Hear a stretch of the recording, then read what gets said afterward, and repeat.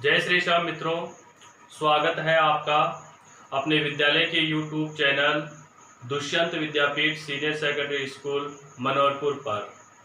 आज हम पाठ्य पुस्तक सर्जन का पद भाग है, उस पद भाग का अंतिम पाठ है अपना, जिसकी कवयित्री सुभद्रा कुमारी चौहान है, जिन्होंने मेरा नया बचपन नामक अपने बचपन की यादों से संबंधित एक पद रचना लिखी है। इसको आज हम पढ़ेंगे, तो आइए देखते हैं। 9 मेरा नया बचपन, कवयित्री सुभद्रा कुमारी चौहान। ठीक है, अब इसको पहले पढ़ लेते हैं। यहाँ पर 10 लाइनें हैं, यहाँ पर लिखी हुई हैं। पढ़ने के बाद में है फिर इनके कठिन शब्दार्थ हैं, वो देखते हैं। फिर कठिन शब्दार्थ देखने के बाद में फिर इनकी व्याख्या करके हम यहाँ पर देखते हैं क्या है इसकी व्याख्या। तो देखते हैं, आइए। बार बार आती है मुझको मधुर याद बचपन तेरी, गया ले गया तू जीवन की सबसे मस्त खुशी मेरी। चिंता रहित खेलना खाना वह निर्भय स्वच्छंद, कैसे भूला जा सकता है बचपन का अतुलित आनंद। ऊंच नीच का ज्ञान नहीं था, छुआछूत किसने जानी, बनी हुई थी वहां झोपड़ी और चिथड़ों में रानी। किए दूध के कुल्ले मैंने चूस अंगूठा सुधा पिया, किलकारी किलोल मचाकर सोना घर आबाद किया। रोना और मचल जाना भी क्या आनंद दिलाते थे, बड़े बड़े मोती से आंसू जयमाला पहनाते थे। अब इसके कठिन शब्दार्थ है वो देख लेते हैं। मधुर मीठी, मस्त आनंद, चिंता दुख रहित बिना, निर्भय भय रहित होकर, स्वच्छंद बिना रोक टोक के, अतुलित जिसकी तुलना न की जा सके, ऊंच नीच भेदभाव, छुआछूत छूने योग्य न मानना, चितड़ों फटे पुराने कपड़ों में, कुल्ले बच्चों द्वारा दूध उगल देना पीते पीते, सुधा अमृत, किलकारी छोटे बच्चों की हर्ष भरी आवाज, किलोल खेल कूद, आबाद भरा पूरा, मचल जिद पर आ जाना, बच्चे हैं वो जिद पर क्या हो जाते हैं, आ जाते हैं और रो रो कर अपनी बातें हैं वो मनवा लेते हैं। बड़े बड़े मोती से आंसू जयमाला, आंसू जयमाला कहता है बच्चों द्वारा रो रो कर अपनी बातें मनवा लेना। अब इसमें खड़ी बोली भाषा है, ठीक है, उपमा अलंकार है, ठीक है। फिर नीचे वाली लाइन है ये यहां तक है, 1 2 3 4 5 6 7 लाइनों में, 1 2 3 4 5 6, इन 6 लाइनों में, ठीक है, खड़ी बोली और उपमा अलंकार है। फिर जो नीचे की है इनमें मुहावरे, अनुप्रास और पुनरुक्ति प्रकाश अलंकार इनमें है, ठीक है। अब यहां पर बात कर लेते हैं मेरा नया बचपन। जो कवित्री है सुभद्रा कुमारी चौहान, यह अपनी जो बचपन की इनकी यादें हैं उन यादों को यह याद करती है और उन यादों में खो जाती है, और बचपन की जो अनुभूतियां थी, जो उसे आनंद मिलता था, जो खुशी मिलती थी, वह खुशी अब उसे बड़े होकर उसे नहीं मिलता है। किसको? कवित्री सुभद्रा कुमारी चौहान को। अब वो बड़ी हो गई है, तो बड़े होने के बाद में उसे वह आनंद, वह खुशी, वह जो पहले बचपन में उनको मिला करता था, वह खुशी आनंद अब उसे नहीं मिलता। तो उस बचपन को याद करके कवित्री ने एक पद भाग जो पाठ है उस पाठ का उन्होंने निर्माण कर दिया। अब इसकी जो व्याख्या है वो यहाँ पर हम देखते हैं। उस कवित्री के बचपन के साथ साथ हम अपने भी बचपन को याद करते हुए चलते हैं, ताकि अपने भी बचपन की यादें हैं वो क्या हो जाएं, ताजा हो जाएं। तो चलिए देखते हैं क्या है इसकी व्याख्या। प्रस्तुत पद में कवित्री सुभद्रा कुमारी चौहान वर्णन करती हुई कहती है कि हे बचपन, मुझे बार बार तेरी जो मीठी मीठी यादें हैं बचपन की, वह बचपन की यादें मुझे बार बार याद आती हैं। बचपन की जो मीठी मीठी यादें थी, मधुर यादें थी, वह यादें मुझे बार बार याद आती है। गया ले गया तू जीवन की सबसे मस्त खुशी मेरी। और जैसे जैसे मेरा बचपन मेरे से दूर चला जा रहा था, वैसे वैसे मेरी जो बचपन की खुशियां थी, वह खुशियां भी, वह आनंद भी तू मेरे से धीरे धीरे दूर करता चला गया। अब बचपन कैसे कि जो कवित्री है वो धीरे धीरे क्या हो रही है, बड़ी हो रही है। तो बड़ी होने के साथ साथ वो बचपन की जो खेल कूद है, जो बातें हैं, उनको क्या करना पड़ता है, भूलना पड़ता है। तो इसलिए इस लाइन का ये अर्थ दिया है इसने, भाई तुम मेरे बचपन के जो आनंद था, खुशी मेरे को जो मिला करती थी, उस खुशी को तू मेरे से धीरे धीरे क्या कर रहा है, दूर लेके चला गया।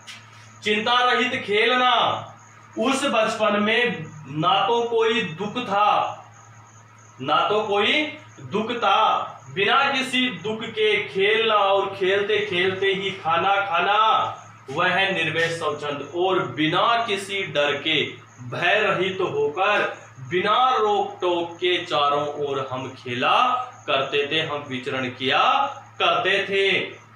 कैसे भूला जा सकता है? आगे कवित्री कहती है कि आगे यह जो बचपन है, इस बचपन के आनंद को मैं कैसे भूल सकती हूँ। बचपन का अतुलित आनंद, उस बचपन की जो मेरे को सुकून देता था, खुशी देता था, उस बचपन की कोई तुलना नहीं की जा सकती।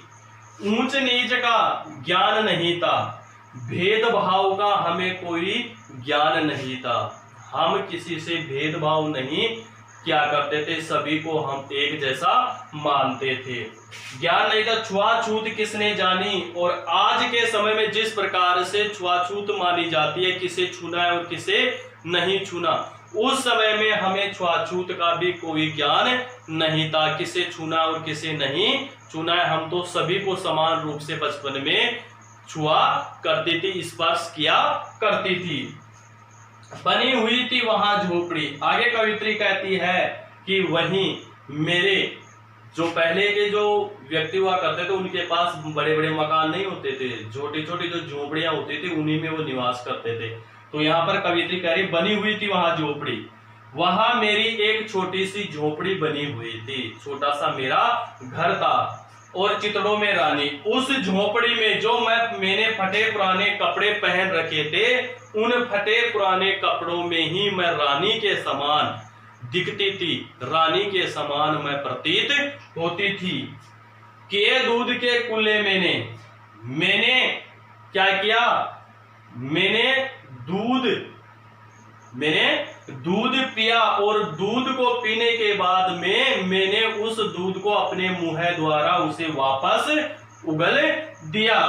मैंने चूस अंगूठा सुधा पान किया और फिर धीरे धीरे मैंने क्या करना शुरू किया, अमृत रूपी जो मेरा अंगूठा था, वह अंगूठा मैंने चूसना प्रारंभ कर दिया। उसमें भी मेरे को बहुत ज्यादा आनंद मिलता था। छोटे बच्चे होते हैं, वो क्या करते हैं, बचपन में अंगूठा चूसने लग जाते हैं। तो कवित्री थी, वो कवित्री भी क्या करने लग गई है, अंगूठा चूसने लगी है।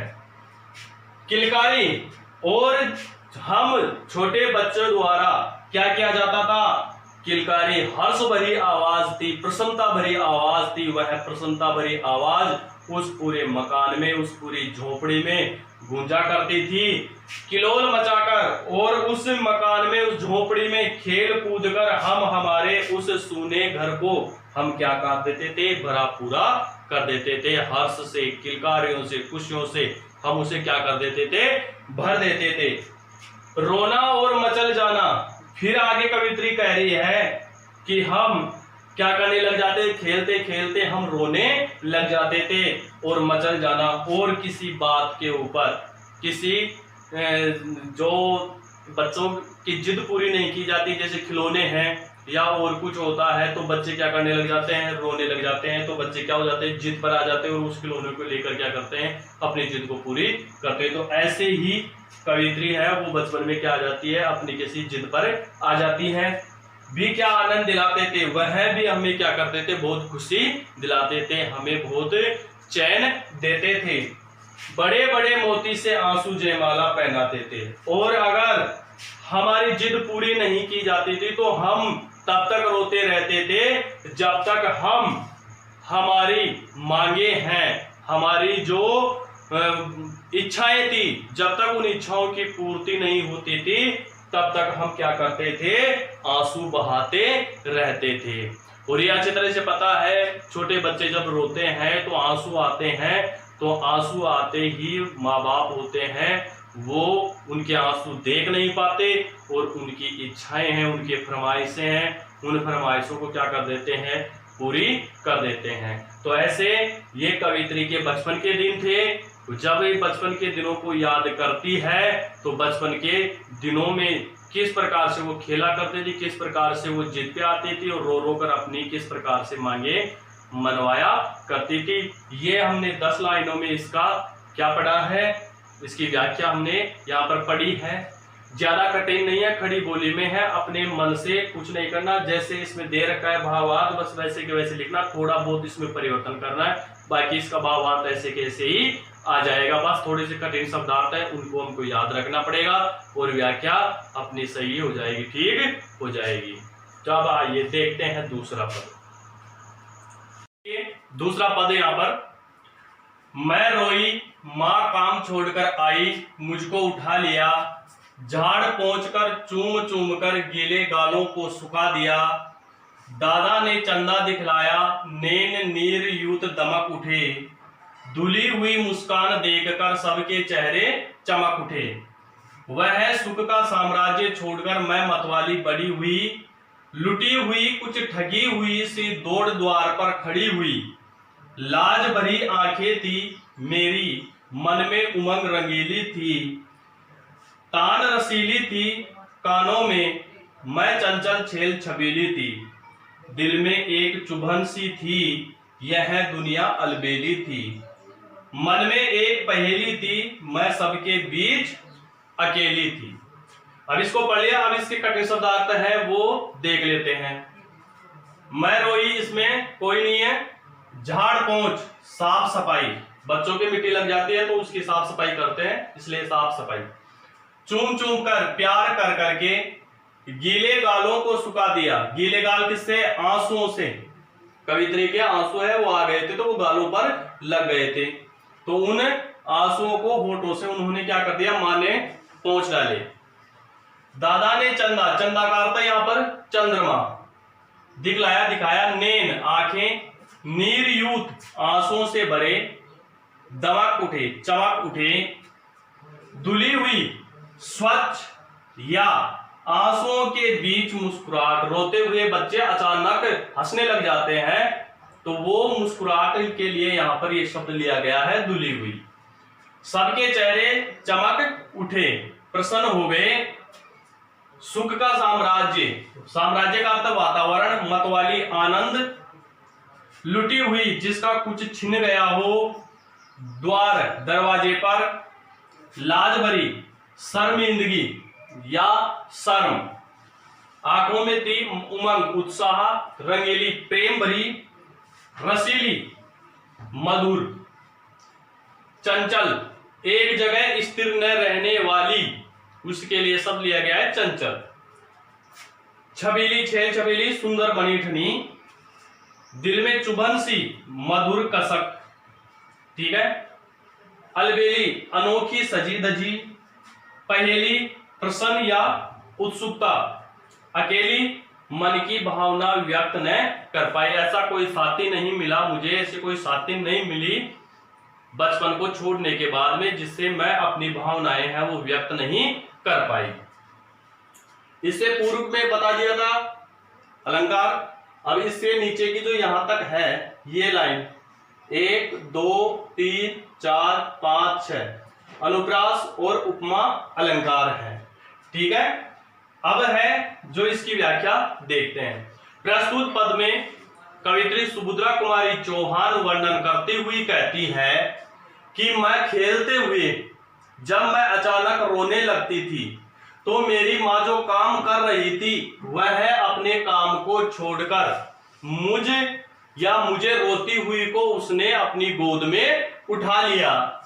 झाड़ पोंछकर जब मेरे शरीर पर धारण किए हुए कपड़े जब मिट्टी से सन जाते थे, मिट्टी उन पर लग जाती थी, तो मेरी माँ है मेरे कपड़ों को साफ सफाई कर देती थी, चूम चूम कर और मुझे प्यार कर करके गीले गालों को सुखा दिया। जब मैं रोने लगी तो मेरे जो आंखों से आंसू आए वह मेरे गालों पर मेरी माँ को दिखाई दिए, जिसके कारण मेरी माँ ने मेरे गालों के जो आंसू थे उन आंसुओं को पोंछ दिया और मुझे प्यार करने लगी। दादा ने चंदा दिखलाया, जब मैं रोने से नहीं रुकी तो मुझे खुश करने के लिए मेरे दादाजी ने खिलौने के रूप में मुझे चंद्रमा दिखा दिया। यानी खिलौने के रूप में क्या दिखाया दादा ने? चंद्रमा दिखाया। नेल नीर युद्ध दमक उठे, और इस प्रकार से मेरी जो आंखें थी जो आंसुओं से भरी हुई थी, वह आंसुओं से भरी हुई आंखें चंद्रमा को देखकर चमक उठी, उनमें खुशी आ गई, उसमें प्रसन्नता आ गई। धुली हुई मुस्कान देखकर इस प्रकार से मेरे आंसुओं के बीच में मुझे रोती हुई को देखकर, आंसुओं के बीच में मुस्कुराहट, मुझे रोती हुई को देखकर अचानक जब मैं हंसने लगी तो सब परिवार जन के लोगों के चेहरे थे वो प्रसन्न हो गए। वह सुख का साम्राज्य छोड़कर इस प्रकार से वह बचपन का जो वातावरण था उस वातावरण को छोड़कर मैं आज आनंद के साथ, खुशी के साथ मैं क्या हो रही थी? बड़ी हो रही थी, लुटी हुई, कुछ ठगी हुई सी। अब यहां पर कवित्री ये कह रही है कि जैसे जैसे मेरा बचपन व्यतीत हो रहा था और जैसे जैसे मैं जवानी की ओर अग्रसर हो रही थी तो मुझे ऐसे लग रहा था जैसे मेरे से कुछ छिन गया हो, कोई मेरे से कोई चीज, कोई वस्तु मेरे से छीनकर जैसे ले गया हो। दौड़ द्वार पर खड़ी हुई और मैं बार बार अपने घर के दरवाजे पर जाकर मैं खड़ी हो जाती थी। यानी अब जो कवित्री है वो बड़ी हो चुकी है, अब छोटे बच्चे नहीं है आपस में एक साथ खेलने के लिए, इसलिए वह अपने मित्रों का वहां पर दरवाजे पर खड़ी होकर क्या कर रही है? इंतजार कर रही है, लेकिन वहां पर उसको कोई मित्र, कोई सखा दिखाई नहीं देता है। लाज भरी आंखें थी मेरी, अब मैं जैसे जैसे जवान हो रही थी वैसे वैसे मेरी आंखों में अब शर्मिंदगी आने लगी थी, शर्म आने लगी थी।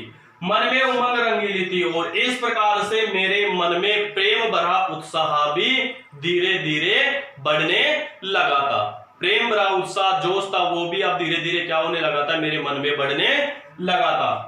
तान रसीली थी और मेरे मन में एक मधुर आवाज सुनने, मेरे कानों में एक मधुर आवाज सुनने की लालसा थी।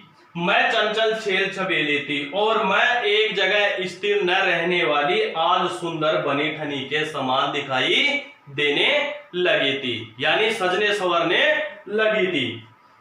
दिल में एक चुभन सी थी, जैसे जैसे मैं बड़ी हो रही थी वैसे वैसे मेरे दिल में एक मधुर कसक भी थी, मधुर मीठा दर्द भी था।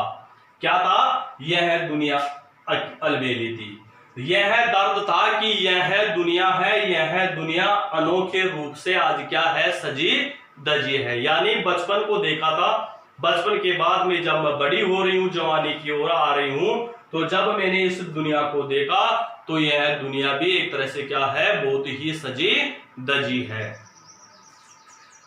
मन में एक पहेली थी और जैसे मैं बड़ी हो रही थी वैसे वैसे मेरे मन में एक प्रश्न और एक उत्सुकता है वह बढ़ती हुई चली जा रही थी। मैं सबके बीच अकेली थी और इस प्रकार से मेरे बचपन के जो सारे मित्र थे वो सारे मित्र मेरे से दूर होते चले गए और मैं आज क्या थी? उन मित्रों के बीच में अकेली थी और मैं मेरे मन की जो भावनाएं थी वो भावनाएं भी किसी से व्यक्त नहीं कर पाती थी। यानी बचपन में तो मैं हर प्रकार की भावनाएं थी वो क्या कर लेती थी? एक दूसरे को बता देती थी, लेकिन अब जवानी में मैं मेरे मन की भावनाएं हैं, विचार हैं, वो विचार भी मैं नहीं बता पाती हूँ। इस प्रकार से हमने इसकी व्याख्या देखी है।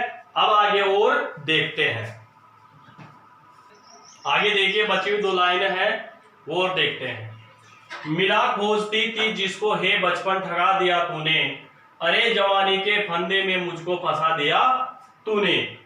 अब इसमें देखिए खोजने का तो जाएगा ढूंढना, ठगा, जवानी को सौंप दिया, बचपन उसको छोड़कर चला गया और उसकी जगह क्या आ गई, जवानी आ गई। जवानी युवावस्था की मधुर अनुभूतियां, एक नया उमंग, नया जोश। फंदे समस्या, फंसा, छोड़ या उलझा दिया। अनुप्रास अलंकार है। अब इसकी व्याख्या देखते हैं। आगे कवित्री वर्णन करती हुई कहती है, मिला खोजती थी जिसको हे बचपन। कवित्री कहती है कि हे बचपन, आज जो मुझे जवानी मिली है उस जवानी की मुझे कोई चिंता नहीं है। मैं उस बचपन को बार बार खोजती हूं, उसे बार बार ढूंढती हूं जिसमें मेरे को बहुत ज्यादा आनंद मिला करता था। ठगा दिया तूने और हे बचपन, तूने आज मेरे को ठग कर क्या कर दिया, जवानी को मुझे सौंप दिया। यानी बचपन चला गया और जवानी उसे सौंप कर चला गया, युवावस्था उसे सौंप कर वह चला गया। अरे जवानी के फंदे में मुझको फंसा दिया तूने। अब यहां पर कवित्री कह रही है कि इस जवानी में, इस युवावस्था में मेरे मन में नई मधुर अनुभूतियां हैं, नया जोश है, नई उमंग है, लेकिन यह मेरे लिए क्या बन गई है, समस्या बन गई है, व्यवधान बन गया है। इस जवानी में, इस युवावस्था में तू मुझे छोड़कर, उलझाकर, तू मुझे अकेला छोड़कर चला गया। अब यहां अकेला छोड़ने का अर्थ यह है कि यहां वह बचपन के मित्र नहीं है। बचपन में तो सभी मित्रों के साथ बिना किसी भेदभाव के कवित्री खेला करती थी, लेकिन अब जवानी में वह उन दोस्तों के साथ, उन सहेलियों के साथ नहीं खेल सकती, क्योंकि वह बड़ी हो चुकी है और अपने मन की जो भावनाएं हैं वह भावनाएं भी वह किसी को बता नहीं सकती। इस प्रकार से हमने इसकी व्याख्या देखी है। बचा हुआ जो इसका पद है वह नेक्स्ट वीडियो में देखेंगे। आज के लिए बस इतना ही। वीडियो अगर आपको अच्छा लगे तो लाइक करें और कमेंट करके मुझे जरूर बताएं। जय श्री श्याम मित्रों।